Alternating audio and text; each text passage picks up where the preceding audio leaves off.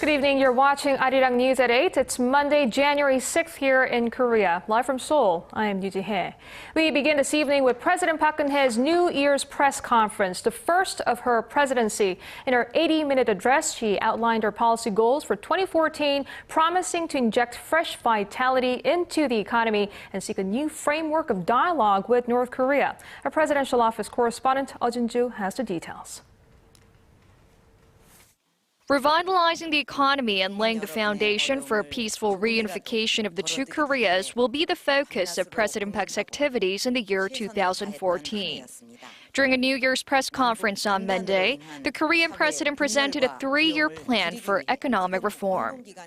저는 올해 국민 여러분이 성과를 피부로 느낄 수 있도록 우리 경제의 혁신과 재도약을 위한 경제 혁신 3개년 계획을 세우고 이것을 성공적으로 이끌어서 국민 행복 시대를 열어가겠습니다. The president pledged to normalize abnormal practices in society and set up the structure for a strong economy, starting with reforms in the public sector and continue her push for a creative economy. She also vowed to create an economy that balances domestic demand and exports by supporting SMEs and fostering the 5 major service industries, the sectors of health, education, tourism, finance, and software. With the two Koreas having been divided for nearly 70 years now, North Korea will also remain a top priority for the Park administration. President Park stressed that it is now time to prepare for a reunified Korea, breaking away from the threats of war and nuclear weapons. She also proposed holding a round of reunions for families separated by the Korean War around the Lunar New Year holiday, which falls in the last week of January. 이번에 설을 맞아 지난 60년을 기다려온 연로하신 이산 가족들이 상봉하도록 해서 마음의 상처가 치유될 수 있도록 해주기를 바랍니다. 북한이 이산 가족 상봉으로 첫 단추를 잘 풀어서 남북 관계에 새로운 계기를 만들었으면 합니다. On the domestic front, President Park denied rumors that there'll be a cabinet reshuffle in the near future and refused to give a clear answer on her stance towards the opposition party's demand for an independent council probe into the intelligence agency's alleged meddling in last year's presidential election. The president also addressed the criticism that she hasn't been a good communicator during her first year in office, but many analysts weren't satisfied with her response. They say it shows that her concept of good communication is very different from that of the general public and opposition groups. Eoh Jin-joo, ARIRANG News. Well, surveys show that a growing number of South Koreans are dubious about reunification, largely due to its immense complexity. President Park has singled out a peaceful reunification of the Koreas as one of the core missions during her term. Han Daeun looks into the detailed steps she laid out to realize that very goal. 지금 국민들 중에는 이 통일 비용이 너무 많이 들지 않겠느냐. 그래서 굳이 통일을 할 필요가 있겠는가 하고 생각하는 그런 분들도 계시는 것으로 압니다. 그러나 저는 한마디로 통일은 대박이다. 이렇게 생각을 합니다. President Park Geun-hye stressing that a reunification of the two Koreas would bring about enormous benefits to the nation, laid out a 3-pronged plan to that end on Monday. The first step, she said, is bringing peace to the peninsula. In order to do that, she called on Seoul to maintain tight national security so that citizens can carry on with their daily lives without fear, and urged Pyongyang to abandon its nuclear program. 두 번째로는 그 대북 인도적 지원을 강화를 하고 그거를 통해서 또 남북 주민 간의 동질성 회복도 좀 더 이렇게 이루어질 수 있도록 노력을 하려고 합니다. President Park also mentioned the need to take good care of North Korean defectors living in the South, as they play an important role in ending the division of the two Koreas. Third, the president said she will work to create a global consensus on the need for a reunified Korea. Saying she had already discussed the matter frankly with the leaders of China and Russia, President Park plans to move forward with such efforts this year. In regards to the seemingly unstable situation in the communist state, President Park said the government will prepare for any and all scenarios as it's risky to make premature assumptions about the North's internal affairs. President Park also stated that she's willing to hold summit talks with North Korean leader Kim Jong-un at any time, but only when the talks can bring about a substantial outcome in bringing peace to the peninsula. 한다은, 아리랑 뉴스.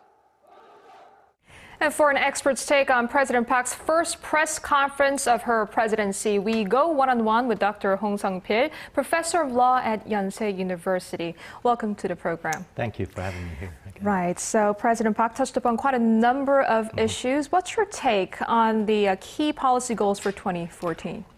My overall impression is that she plans to take this year, the year of 2014, as a period of building foundations for a lot of her issues. First, economy side, she's trying to build social foundations for further economic growth by normalizing the abnormal practices, and also the innovation of public sector, and also reform of all the unreasonable practices in the economy, and also boosting of the creative economy as well.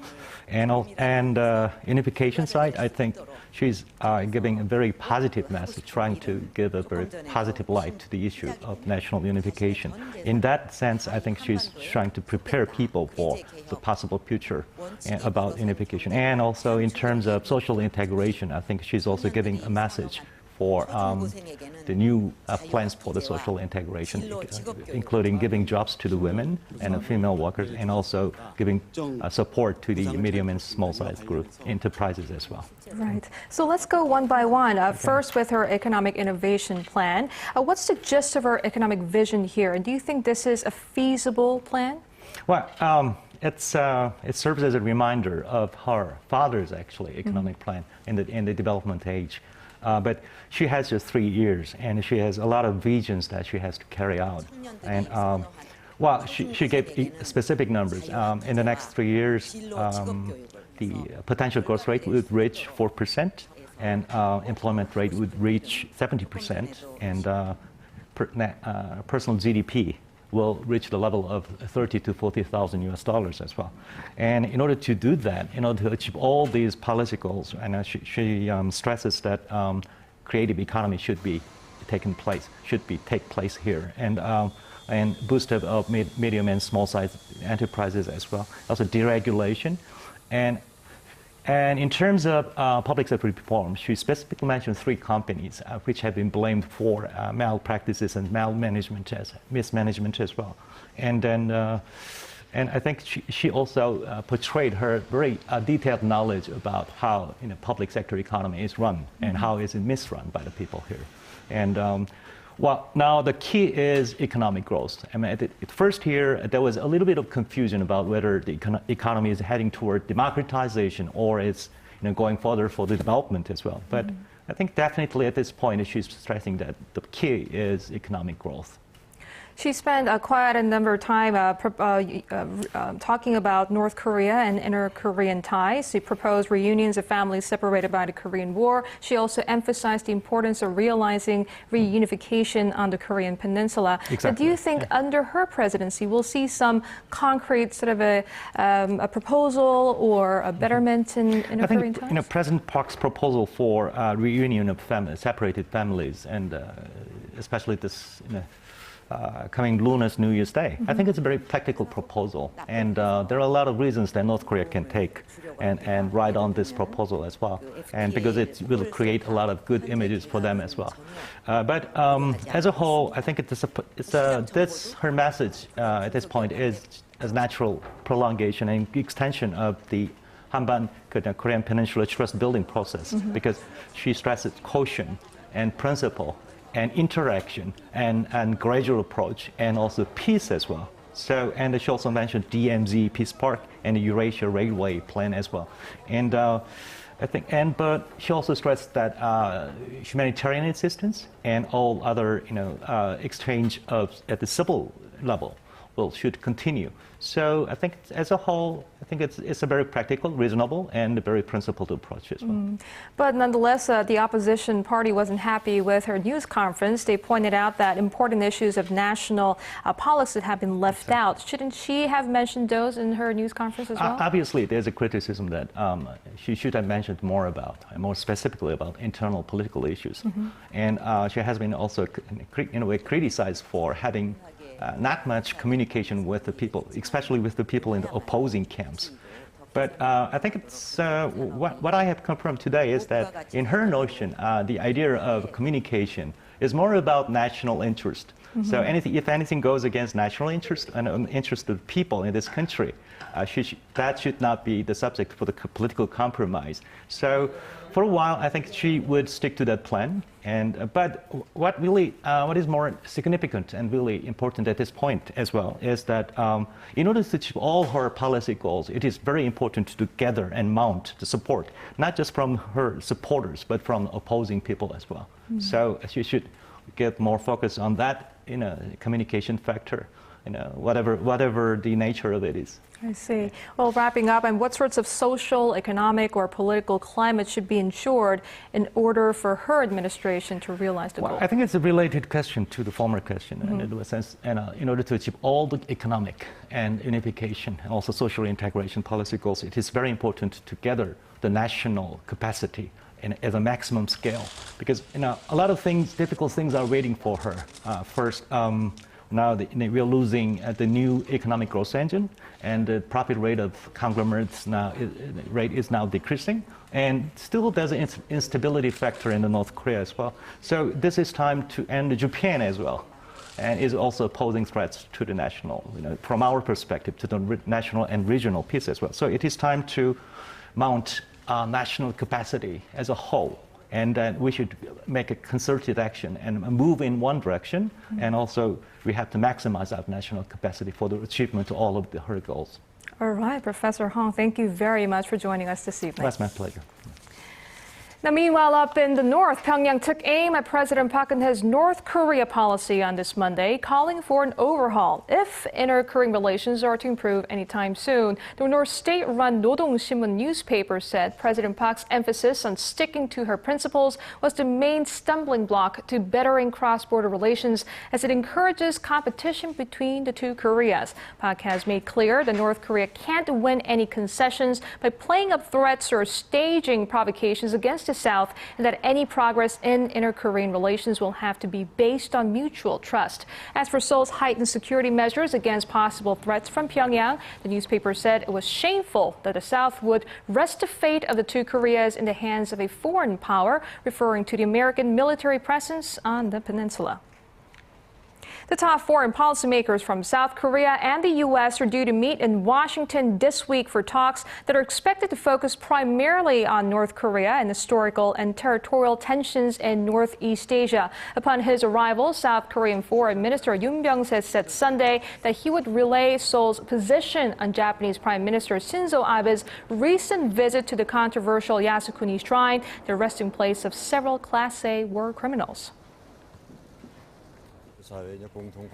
It's not a simple matter between the two countries, but a shared interest of the international community. So I plan to deliver South Korea's stance to officials of all ranks that I meet in Washington. Yoon and U.S. Secretary of State John Kerry are scheduled to meet on Tuesday, where they will coordinate their North Korea policies following the recent execution of North Korean leader Kim Jong-un's uncle, Chang Song-taek. They're also expected to discuss ways to start to stall six-party talks on the North denuclearization. During his visit, Yoon is also scheduled to meet with Defense Secretary Chuck Hagel and Senator Robert Menendez, the chairman of the Senate Foreign Relations Committee.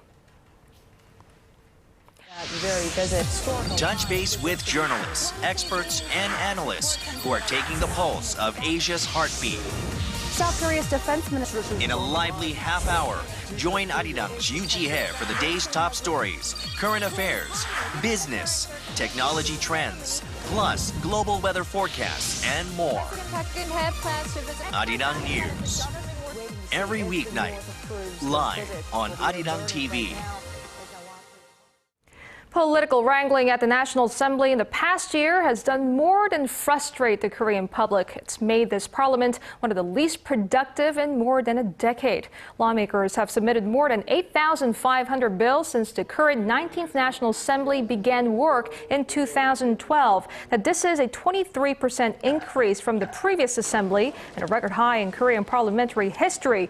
But this assembly passed just over 10% of the bills in its first year, the lowest rate since the 16th Assembly, which began its term in June 2000. The passage rate back then was about 40%. The National Assembly Secretariat says the prolonged deadlock between the rival parties and the subsequent lack of time for deliberation are to blame for the low passage rate. A new subsidiary of the state-run rail operator Korail could open as early as this week. The creation of the affiliate is what sparked the nation's longest ever rail strike last month, with unionized workers accusing Korail and the government of attempting to privatize rail services. Our Geun-hye has this report. Korail's new subsidiary is a step closer to launch. The state-run rail operator says the affiliate, which will operate KTX bullet trains departing from Suseok, a station in southern Seoul, is beginning to take shape and may open as early as this week. Korail received a business license from the Ministry of Land, Infrastructure and Transport at the end of last month and has set office at its headquarters in Daejeon. 50 employees, mainly from Korail, are expected to be dispatched within this week. The workforce will gradually expand to over 400 people. In an effort to minimize costs, Korail plans to hire externally, except for core employees such as engineers and crew members. Once construction of the railway is completed by the end of next year, the Transport Ministry expects an average of nearly 55,000 travelers a day to use the line in 2016. Korail says that as Suseok will be the second KTX departure station in the capital, the internal competition between it and Seoul Station will generate new demand, improve efficiency, and drive bigger profits. However, the labor union still believes Korail's move will eventually open the door towards the privatization of the company. Unionized workers filed a lawsuit last week demanding the government withdraw its license for the subsidiary. Geun-hye, ARIRANG News. And staying with the story, the Supreme Prosecutor's Office on this Monday issued arrest warrants for half of the railway union's top 16 leaders. The National Policy Agency says it plans to indict the remaining 8 without detention and will continue its investigation into the railway union over charges of carrying out an illegal strike for more than 3 weeks. The Korea's foreign exchange reserve rose to a record high for the 6th straight month in December. The Bank of Korea said Monday that the foreign reserves held by Asia's 4th largest economy stood at over $346 billion, up nearly $1.5 billion from a month earlier. The central bank attributed the rise to a weak U.S. dollar, which boosted the dollar conversion value of non-dollar assets. The euro strengthened 1.4% against the greenback as of the end of last month, while the British pound gained nearly 1% to the dollar. The Korean wave has spread across the globe on the back of an exploding popularity of K-pop and dramas. However, challenges remain for the cultural phenomenon in 2014 and beyond as it struggles to maintain its momentum. From games through cartoons, Polly reports on the future of the Korean wave. 2013 was another huge year for the Korean wave, as Psy's Gentleman attracted over 600 million views online, while Girls' Generation won Video of the Year at the YouTube Music Awards. Despite the sluggish global economy, Korea's content industry is forecast to post $5.1 billion in exports for 2013, up nearly 11% on year. But it wasn't K-pop leading the charge. According to the Korea Creative Content Agency, overseas sales by local game companies accounted for over half of the nation's content exports last year. Animation and character licenses came in second at 9%, followed by music and TV programming. In order for the Korean wave to stay relevant and grow in 2014, experts say the industry will need to diversify. Korean films and musicals are being considered as the next big thing, due to their surging popularity at home and abroad. K-pop and Korean dramas were central to the start of the Korean wave. Now we expect games, animations, and other next-generation contents to further diversify the Korean wave. The need for fresh changes comes as global audiences may be feeling fatigue from the army of K-pop idols. A survey by the Korea Foundation for International Culture Exchanges showed that about 60% of international respondents said the Korean wave would begin to lose steam within the next 5 years, while 18% of those polled believe it had already run its course. Critics say the government should do more to promote cultural diversification rather than playing it safe with past successes. Britain and France are actively supporting creators and cultural content producers in terms of policies or capital. However, the Korean government is not playing a leading role. There is a need for supportive policies that do not interfere. Korea has a tremendous amount to offer the world, including fashion, food, literature, and so much more. And as the Korean wave evolves with the next generation of fans, it too will embrace other cultures and peoples. Paul Yi, ARIRANG News. And here's the latest in the Arctic blast in the U.S. On the heels of a massive snowstorm, major parts of the country are bracing for a life-threatening cold wave that is forecast to send temperatures plummeting to their lowest in 20 years. Our Geun-hye Lee has more. After being hit by a blizzard at the start of the new year, people in the Midwest and Northeast United States are now bracing for another blast of dangerous wintry weather. This time, a record-breaking one. The National Weather Service warned Sunday that much of the U.S. will see temperatures that will be the coldest on record in almost 20 years. In a statement, the service said that it may feel as cold as -50 to -60 degrees Fahrenheit, or that's -45 to -51 Celsius on Sunday night over sections of the north central states. Under these conditions, forecasters warn that frostbite can occur on exposed skin within 5 minutes. The freezing cold temperatures are the result of what's called a polar vortex, an Arctic cold front that is set to descend over much of the U.S. By Wednesday, forecasters say nearly half the nation will be shivering in below freezing temperatures. Officials in several states have now asked residents to take extra precautions in the days ahead. Cold really scares me, and as such that we will have temperatures that are potentially deadly or certainly life-altering temperatures right now, and we have to be very, very careful with that. The state of Minnesota ordered all public schools to be closed on Monday ahead of the cold snap, and shoppers in other Midwest states empty shelves at stores to stock up on supplies. The latest winter storm comes after a massive wintry weather system hit the Midwest and Northeast a day after New Year's.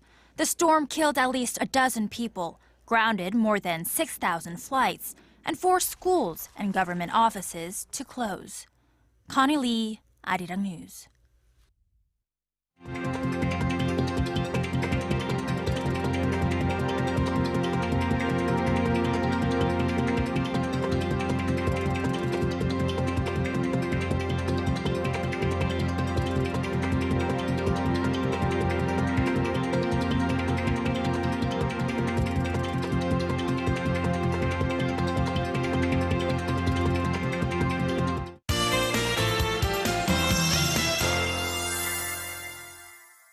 While those in the U.S. and Canada are dealing with record low temperatures, we here in Korea have been lucky enough to have moderate winter weather of late. The question is, how long will it last? Bo-kyung, tell us more. Good evening, Ji-hye. Well, don't get too used to these warmer temperatures because things will take a turn towards the end of this week.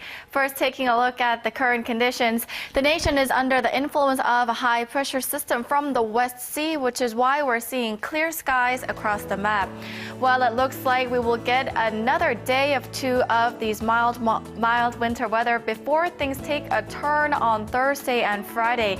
Brace yourselves for colder weather because on Friday morning, temps temperatures will dip to minus 10 degrees. So if you haven't already, please be sure to take out your thick winter coats. Other than that, a dry weather warning is still in effect in Jeollanam-do and Gyeongsang-do provinces. So if you're in those regions, please watch out for fires. Looking ahead at tomorrow's readings, Seoul starts off the day at minus 2 degrees with a high of 7. Meanwhile, Daegu and Gwangju hit 9. Moving on to other regions. Jeju makes it to 13 degrees. Meanwhile, Dokdo and Mount Kumgang peak at 9 and minus 3 degrees respectively. Well, that's all I have for you this hour, and back to you, Ji-hye. Thanks, Po-kyung. And that's our broadcast on this Monday evening. I'm Yoo Ji-hye in Seoul. Thank you for watching.